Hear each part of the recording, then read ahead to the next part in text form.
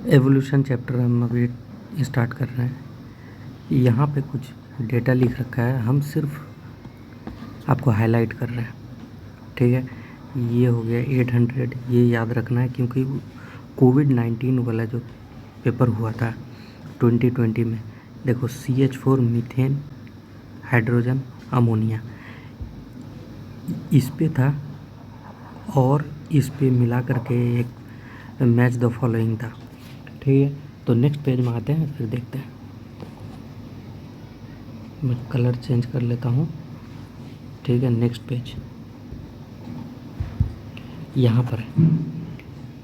देखो ये सवाल आया था, मीथेन है, अमोनिया है, वाटर है, यहाँ H2 भी लिख रखा है, तो आप इसको रहने दो H2। हाँ ठीक है, लेकिन O2 नहीं होगा क्योंकि प्रीमेटिव यानी पुराना एटमॉस्फेयर में O2 नहीं था, यानी ऑक्सीडाइजिंग नहीं था, रिड्यूसिंग था, तो H2 है, ये नहीं होगा। अब ये H2 के बारे में अभी ध्यान मत दो, लेकिन यहाँ देखो अमोनिया ना, मूतते हैं तो अमोनिया निकलता है, बदबू देता है, इसीलिए इसको 1 रखें। ये 2:1:2 के रेशियो में था, ये आप याद करके रखना। और इस पे टेम्परेचर कितना था, देखो वो भगाने के लिए 600 भी दे रखा था और 800 भी दे रखा था। आंसर जाएगा 800। ठीक है, उसके बाद हाँ, यहाँ इम्पोर्टेंट एक लाइन है फिर से, क्या है, HMS बीगल, यानी डार्विन जिस जहाज़ पे चढ़ के गया था उसका नाम था HMS बीगल। ये कभी क्वेश्चन बन सकता है। ठीक है, there has been gradual evolution of life forms, ये आप पढ़ोगे आपको समझ में आएगा, मुझे इसका डिटेल नहीं जाना है। ठीक, नेक्स्ट ये देखो यहाँ पर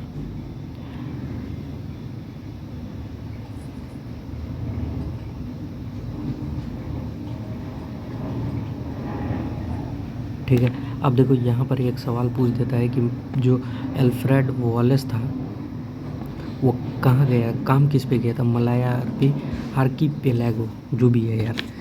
अब देखो यहाँ पर फिर एम्ब्रियोलॉजिकल सपोर्ट था, ये वाला 2020 में आया था, कार्ल अर्नस्ट वॉन बेयर, ये नई NCERT में है। देखो अर्नेस्ट हैकल ने अर्नेस्ट को कैंसिल किया। अर्नेस्ट हैकल ने जो एम्ब्रियोलॉजिकल वो दिया था कि ओंटोजिनी रिकैप्सुलेट्स फाइलोजेनी, उसको कैंसिल किसने किया था, कार्ल अर्नस्ट वॉन बेयर ने। ये सवाल 2020 का था। ठीक, अब देखो मेरा यहाँ से खेल चालू होगा, क्या है, तो देखो यहाँ पर क्या कर रहा है, पहले पुराना वाला हम लोग का जो ट्रिक था HD था, HD मतलब हाई डिफिनेशन। देखो हम लोग का पुराना ट्रिक था HDAC, homologous divergent analogous convergent, ये था। हमने इसमें और थोड़ा सा मॉडिफाई किया है, उसको याद करने का और भी आसान तरीका है। क्या है, ज़रा देखो, HDFC, और हमने कहीं बाहर से नहीं लिखा, यहीं पे सब लिखा हुआ है। ठीक है, देखो HD as it is homologous, D से डाइवर्जेंट हो गया, लेकिन इस बार डिफरेंट फंक्शन, HDFC हमने ट्रिक बनाया है कि डिफरेंट फंक्शन होगा, homologous divergent different function common origin. ठीक है, HDFC ऑफिस कर लो, HDFC बैंक होता है, तो कॉमन ओरिजिन, CO मतलब common origin, HDFC homologous divergent different function common origin. ठीक है, अब इनके एग्जांपल्स हो गए, आ जाओ। इसमें सारा एग्जांपल नहीं है, मैं कुछ और एक्स्ट्रा भी लिखूंगा। ठीक है, फिर भी देखो यहाँ पर कुकुरबिटा, देखो थॉर्न ऑफ, यहाँ पे plants, the thorn and tendril of bougainvillea, तो बोगेनविलिया का कांटा, बोगेनविलिया का थॉर्न है, और टेंड्रिल कुकुरबिटा का, देखो ये बोगेनविलिया है और ये टेंड्रिल। ठीक है, तो यहाँ पर आपका ट्रिक हो जाएगा TT, यानी टेंड्रिल थॉर्न रहेगा सवाल में, बोकू हो यानी कि बोगेनविलिया कुकुरबिटा होमोलोगस होता है। आपको आगे पीछे कुछ भी नहीं सोचना, कॉमन ओरिजिन कॉमन, क्योंकि दिमाग लगाते लगाते तब तक सवाल बन जाएगा। फिर उसके बाद देखो यहाँ पे बर्ड्स ऑफ विंग, यानी कि पंख है किसका, बटरफ्लाई और बर्ड का, तो यहाँ पे दिमाग लगाते रह जाओगे, कि क्या था यार, मतलब कि ओरिजिन क्या है, कॉमन काम है, सीधा याद करो, काम ख़त्म करो। बाबू, बाबू का विंग, BABU यानी कि बर्ड, ए से एनालोगस, BU से हो गया बटरफ्लाई। अब विंग, सवाल में विंग बाबू देखते ही आप आंसर मारोगे, ठीक है। Analogous convergent evolution. लेकिन यहाँ पर आप देखो कि देखो यहाँ पे लिख रहा है मैन का WBC, देखो HD, ह्यूमन जो होता है ना उसका WBC हाई डेफिनेशन होता है। मतलब मैन, देखो ये मैन का हाथ, का से कोई मतलब नहीं, W से हो गया वेल, B से हो गया बैट, C से हो गया चीता, और ये डायग्राम फोटो दिया हुआ किसका, होमोलोगस, और ये किसका एग्जाम्पल है, डाइवर्जेंट एवोल्यूशन का। ये एक हो गया। दूसरा है एनालोगस के, देखो जहाँ पे आना लिखा रहेगा मतलब एनालोगस समझना है। AC में PDF सॉल्व करता है आजकल, क्योंकि AC रूम में बैठ करके PDF सॉल्व करना। पेंगुइन, डॉल्फिन, फ्लिपर, सवाल ही आएगा पेंगुइन, डॉल्फिन, फ्लिपर देखते ही आप एनालोगस, और वो कैसा एवोल्यूशन है, कन्वर्जेंट है। फिर उसके बाद पोटैटो, पोटैटो जहाँ पोटैटो आलू आलू दिख जाए यानी शकरकंद और आलू, शकरकंद और आलू यानी पोटैटो, और स्वीट पोटैटो जहाँ दिख जाए वहाँ पे पाप लगाना यानी एनालोगस हो जाएगा। फिर उसके बाद देखो आना, ऑक्टो, मैम, आई लेकर, आना, ऑक्टो, मैम, आई लेकर, मतलब ये हो गया मैमल्स, मैम मतलब मैमल्स, आना मतलब एनालोगस, ऑक्टोपस का आई और मैमल का आई एनालोगस होता है। सीधा आंसर, नो बकवास। देखो अब हम समझा देते हैं कि पोटैटो और स्वीट पोटैटो एनालोगस कैसे है, पोटैटो, ठीक है, ठीक है। पोटैटो जो होता है ना वो SP है, यानी स्टेम मॉडिफिकेशन होता है पोटैटो, याद रखना आज से। स्टेम का मॉडिफिकेशन होता है कौन, पोटैटो। ये कौन सा चैप्टर में मिलेगा आपको, पोटैटो, ये चैप्टर मिलेगा आपको कौन सा, मॉर्फोलॉजी वाला, मॉर्फोलॉजी ऑफ फ्लावरिंग प्लांट, ठीक है। स्वीट पोटैटो जो है ना, स्वीट, सॉरी आपको गलत हो जाएगा आंसर, क्योंकि स्वीट पोटैटो कर दोगे रेसिपी करोगे, इसलिए इसको ट्रिक को आप होल्ड कर दो।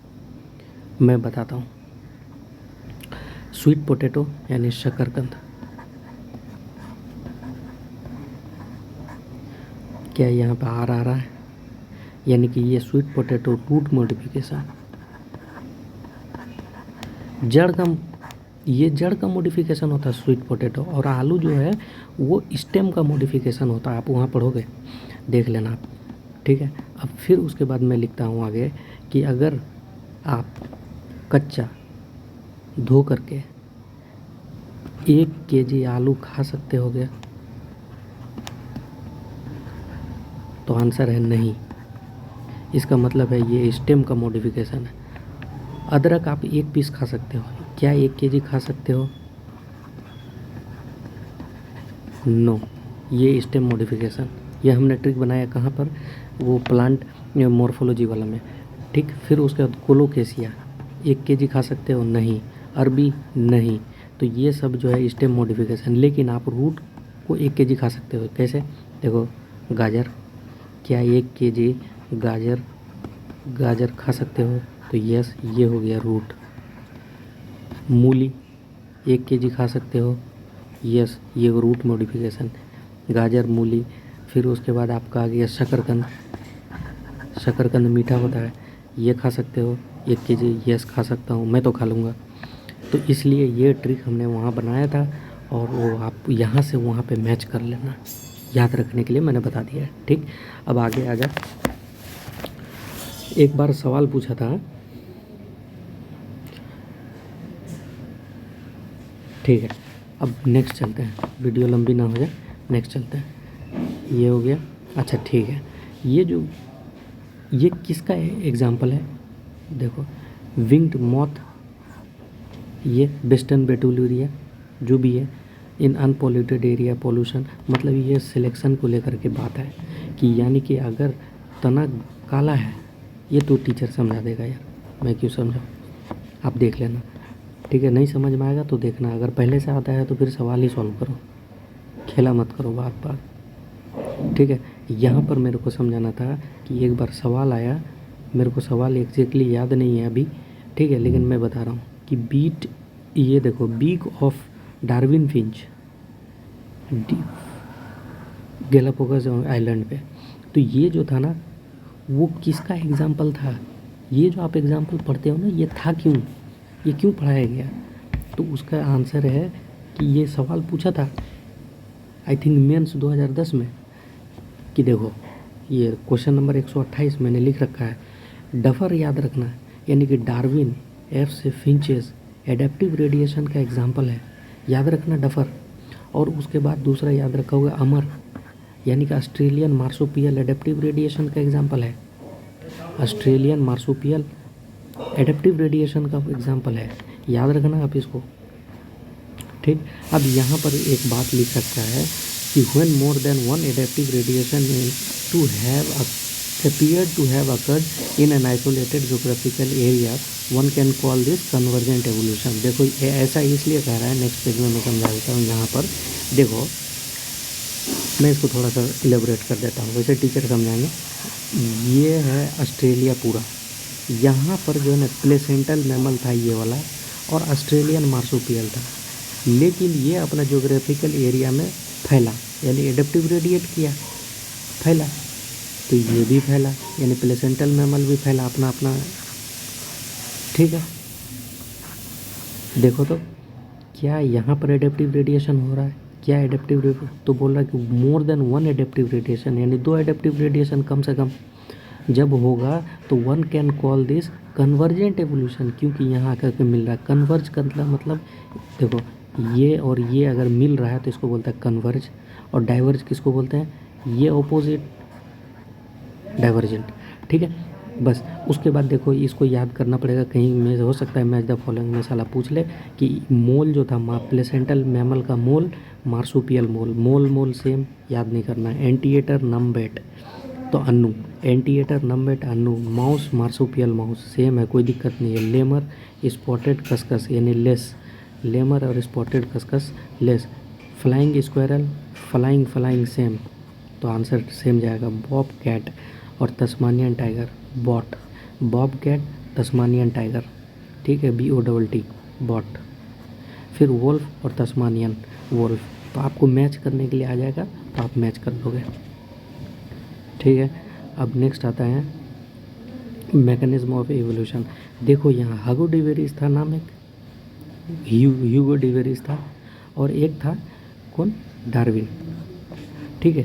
डार्विन जो है ना दाढ़ी वाला था, उसका फ़ोटो आता है, ठीक। अब देखो यहाँ पर हम बात करते हैं, ठीक। यहाँ पर आपको एक ट्रिक देता हूँ, जो ह्यूगो डिवेरिस था ना, ह्यूगो उसका नाम में ही है साला। देखो यहाँ पे ह्यूगो डिवेरिस, ह्यूगो साला छोड़ दिया, यहाँ है ह्यूगो डिवेरिस। देखो ये हगेगा, तो एक जगह अगर डेली हगेगा ना तो पॉसिबल ही नहीं है कि एक ही जगह, तो इसीलिए उसको कभी यहाँ कभी यहाँ कभी यहाँ कभी यहाँ, यानी कि अलग अलग जगह पे उसको हगना पड़ेगा। क्यों? क्योंकि साले का नाम ही ह्यूगो डिवेरिस। अब मतलब है कि इसने जो भी थ्योरी दिया था, देखो यहाँ यहाँ यहाँ, ये रैंडम कर रहा है, यानी ह्यूगो डिवेरिस क्या कर रहा था? रैंडम की बात कर रहा था। देखो de Vries mutation caused hence it called single stabilize studies, कहाँ लिख रहा है?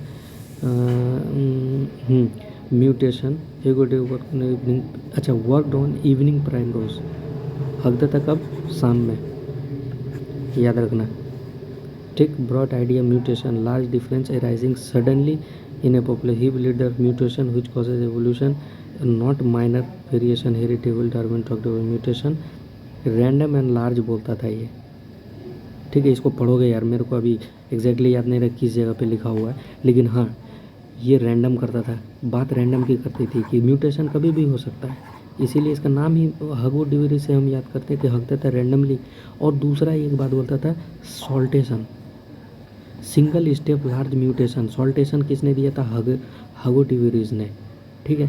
अब यहाँ पे डार्विन क्या बोला था कि स्मॉल होता है वेरिएशन हमेशा, तो यहाँ से देखो SD कार्ड आजकल मोबाइल में लगता है, SD कार्ड एक होता है, SD कार्ड, यानी कि ये स्मॉल वेरिएशन डार्विन दिया था, स्मॉल वेरिएशन डार्विन दिया था और लार्ज वेरिएशन रैंडम लेस किसने दिया था?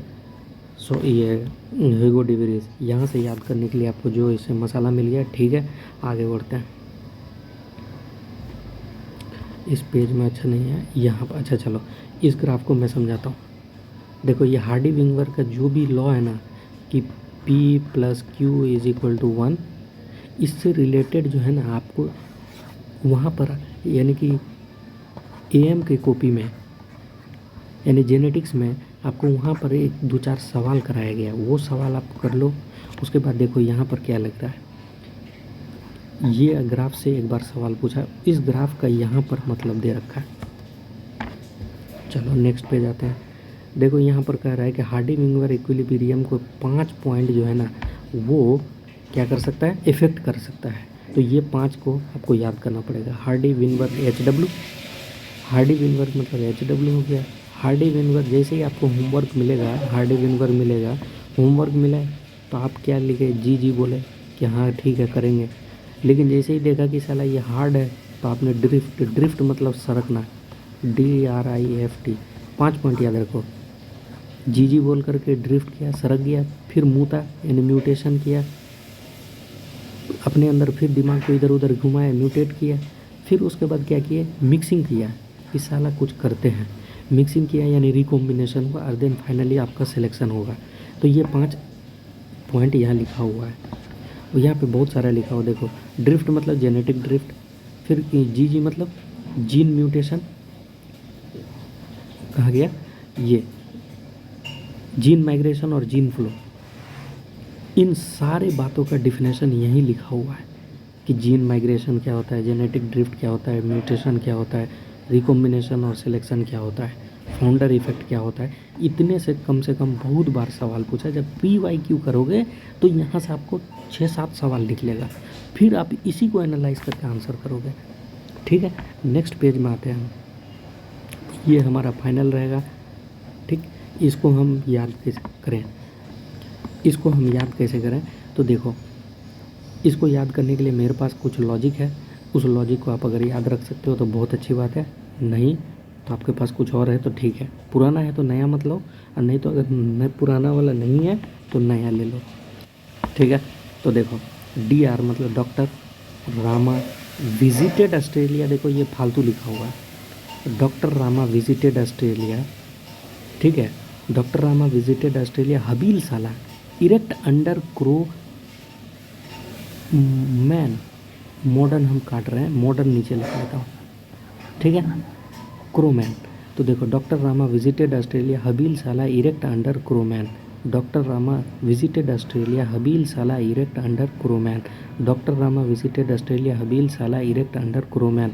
याद कर लो, डॉक्टर रामा विजिटेड ऑस्ट्रेलिया हबील साला इरेक्ट अंडर क्रोमैन। अब देखो डॉक्टर मतलब ड्रायोपैथिकस, अच्छा पूछता है रामा मतलब रामापैथिकस, पूछता है कि ड्रायोपैथिकस मोर एप लाइक, बंदर जैसा दिखता था, लेकिन रामा राम का नाम आ रहा है, इसका मतलब ये आदमी जैसा, रामापैथिकस,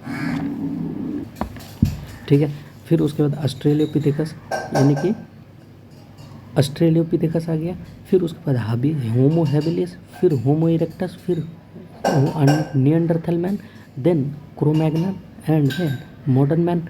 तो ये सीरीज़ आपको याद करना पड़ेगा। देखो एक बार पूछ लिया नीट में कि हबील जो है हैबिलिस, होमो हैबिलिस, उसका 700 का आंसर था नीट में, ये PMT में। तो आपको 700 यानी NCERT में 650 सबका क्रेनियल कैपेसिटी दे रखा है। इरेक्टस का क्या था 900, निएंडरथल मैन का कितना था 1400, क्रोमैग्नन का 1650, मॉडर्न मैन का हो गया 1350 से 1400। ये मैंने मॉड्यूल से खोज करके लिखा है, आप एक जगह लिख लो। फिर उसके बाद देखो होमो हैबिलिस में अब यहाँ पर सवाल आता है कि जो इरेक्टस था ना, होमो इरेक्टस और ऑस्ट्रेलियोपिथेकस के बारे बोलता है कि ये जो है ना साला फल खाता था। क्यों? क्योंकि ऑस्ट्रेलिया का आदमी गोरा चिकना, इसलिए फल तोड़ के खाएगा, ठीक है। और हबील जो था बोका चौदा था, इसलिए उसका ब्रेन कैपेसिटी 700 है। हबील साला बोका चौदा। फिर उसके बाद इरेक्टस, इरेक्ट कब होगा, खड़ा कब होगा, जब आप चिकन मटन खाओगे, इसीलिए ये इरेक्टस में आता है। ये क्या था, मीट खाता था, ठीक। निएंडरथल मैन अंडर दबाएंगे, किसके अंडर, तो ये लोग मारता था ये कि कोई मर गया तो उसको दफनाता था। इसका ब्रेन क्योंकि ज़्यादा था, 1400 सीसी, ठीक है। उसका क्रो मैग्नस बहुत ज़्यादा दिमाग वाला, 1650, इसीलिए तो साला पैदा होने में दिक्कत होता था, कि डिलीवरी में मर जाता था। 1350 से 1400, यानी कि मॉडर्न मैन हम लोग हैं। तो हमारा पुराना जस्ट एंसिस्टर ये हुआ, पूर्वज, उससे बड़ा पूर्वज, उससे बड़ा पूर्वज, उससे बड़ा पूर्वज, उससे बड़ा पूर्वज, उससे बड़ा पूर्वज, और फिर उससे और बड़ा पूर्वज। ऐसे आपको याद करना है, और ये आई थिंक इससे काम आपका बन जाएगा। ठीक है, दैट्स इट।